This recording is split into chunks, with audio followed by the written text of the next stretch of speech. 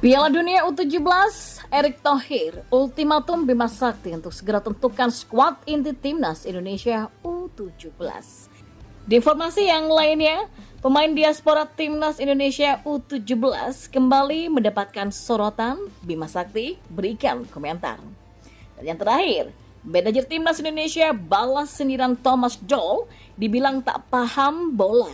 Inilah kata-kata pedas dari Sumarji. Simak lengkapnya di sini bersama saya.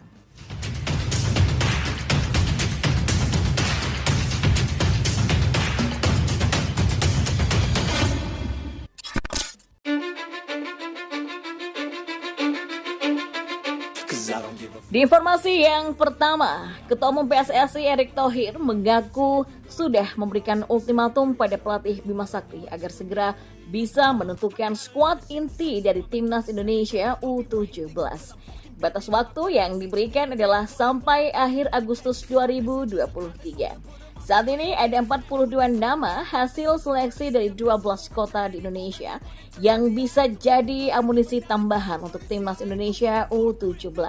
Mereka akan diseleksi untuk bisa menambah kekuatan dari timnas Indonesia U17 yang dipersiapkan untuk Piala Dunia U17 2023. Timnas hari ini masuk 42 pemain dari seleksi 12 kota. Bukan seleksi kaleng-kalengan, benar-benar datang, gak ada pemain titipan, kata Erick Thohir. Erick Thohir meminta pelatih Bima Sakti agar segera menyetorkan nama-nama pemain timnas Indonesia U17. Jadi, nama-nama pemain sudah didapat saat mereka bertolak ke Jerman nantinya.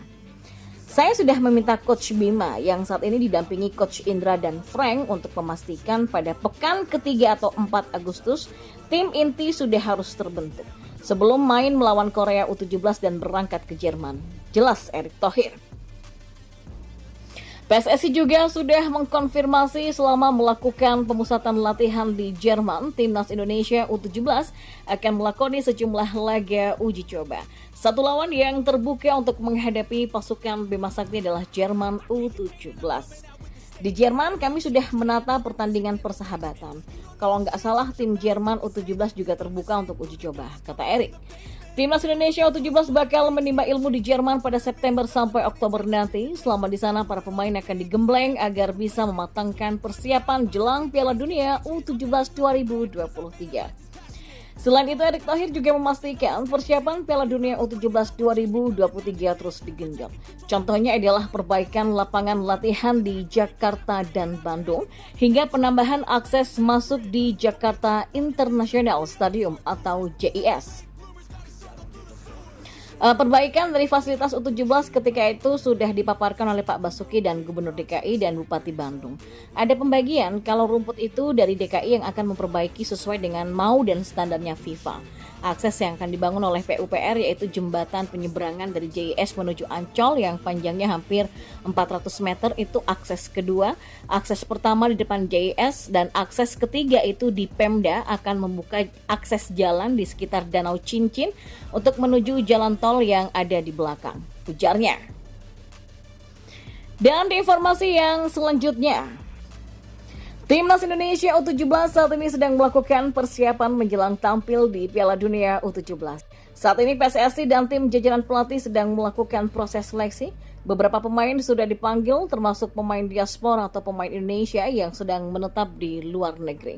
Adapun beberapa pemain diaspora yang dipanggil adalah Werbeli Scott de Halim Jardim dari Brazil, Igor Arungbimi Sanders dari Belanda, Alta Fauskan dari Amerika Serikat, dan Aaron Layem Sutela dari Australia.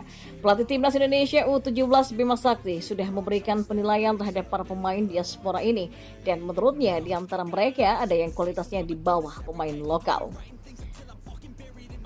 Meski begitu, Bima Sakti menegaskan bahwa dirinya akan tetap memilih pemain sesuai dengan kontribusi. Tapi kalau kualitasnya jauh di atas pemain lokal dan kontribusinya besar untuk tim, kami akan beri kesempatan. Tapi kalau kualitasnya di bawah buat apa? Mending kami pilih pemain yang sudah dididik di SSB dan akademi di Indonesia, ujarnya. Pernyataan ini sontak mendapatkan reaksi dari netizen Indonesia. Sok-sokan lu bilang kualitas mereka di bawah pemain lokal. Sadar diri deh loh, juga pelatih kualitasnya di bawah rata-rata, komen salah satu netizen. Dan di informasi yang terakhir, Manajer Timnas Indonesia Sumarji bereaksi terhadap sindiran pelatih Persija Jakarta Thomas Doll soal tak melepas pemain ke Timnas U23 Indonesia di ajang Piala AFF U23. Pria yang juga menjabat sebagai Ketua Badan Tim Nasional atau BTN itu menganggap Thomas Doll tidak menghargai kepentingan negara. Sumarji sempat menyebut bahwa Thomas Doll selaku pelatih Persija tak mendukung program Timnas Indonesia. Kemudian Thomas Doll pun langsung menyerang balik Sumarji dengan menyebut sang manajer Timnas itu tak mengerti sepak bola. Pasalnya, menurut Thomas Doll, ia ogah melepas pemainnya karena Piala AFF U23 bukanlah agenda dari FIFA. Sumarji pun menyayangkan kualitas Thomas Doll yang punya banyak pengalaman, punya sikap seperti itu. Dia, Thomas Doll, menyindir saya tuh dan bilang saya nggak ngerti bola. Saya tipe orang yang berani. Sebagai pelatih yang merasa kualitasnya dunia, seharusnya Thomas Doll juga harus bisa menghargai kepentingan negara di mana dia bekerja. Itu saja, kata Sumarji. Lebih lanjut, Sumarji pun mengaku kecewa atas perlakuan Thomas Doll yang tak melepas Rizky Ridho. Menurut Sumarji, seharusnya Thomas Doll mengirimkan pemain pengganti jika tetap bersikukuh untuk menahan Rizky Ridho. Tidak hanya itu, Sumarji juga mengaku kecewa atas perlakuan Thomas Doll yang tidak melepas Rizky Ridho. Menurut Sumarji, seharusnya Thomas Doll mengirimkan pemain pengganti jika tetap bersikukuh menahan Rizky Ridho. Ya, termasuk juga kasus Zaki Ashraf yang nggak dikasih juga. Alasan yang utama katanya ini bukan agenda FIFA. Yang menyindir saya itu kan cuma Thomas Doll. Dan ini urusan saya ke Thomas Doll ya, bukan ke Persija.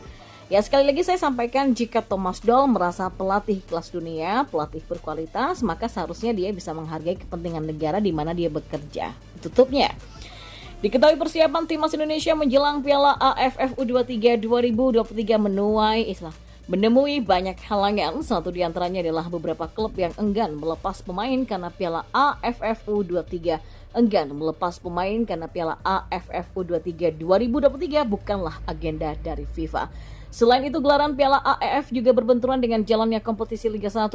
Maka dari itu banyak tim yang enggan melepas para pemainnya ke Timnas Indonesia, termasuk Persija Jakarta.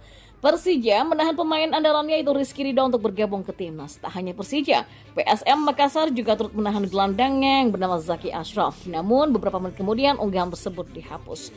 Lalu pada Rabu 9 Agustus kemarin, PSSI kembali merilis daftar 23 pemain Timnas Indonesia untuk Piala AFF U23 2023. Akan tetapi dalam daftar pemain yang baru tersebut, Kanu Helmiawan tak ada namanya.